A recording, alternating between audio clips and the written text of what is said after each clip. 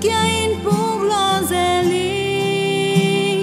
zin ni swak tu pa ma yang khi tui to khang lo wi nun na zongin si tek zeli nop sana ao ma yang kanun ta na ke in nun ta ke sa ka te zeli Del zolo to the asana moon hong ten beating then I he saw ganun na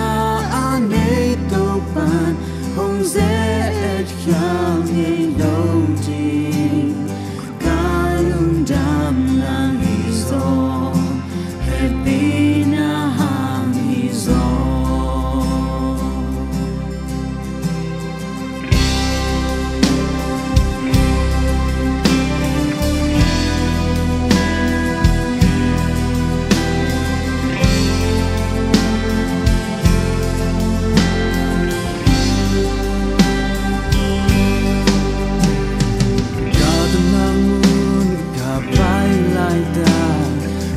Bel mo tin chi chu ya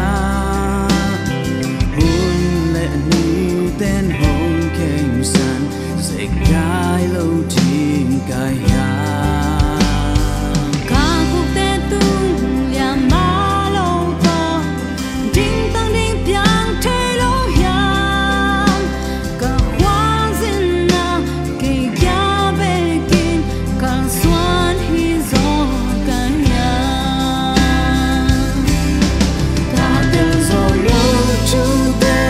asana moon hong ten beating then I hear so kanun na ane to pan hong ze et yang ni lo ji kalun dang na hi so happy na ham hi so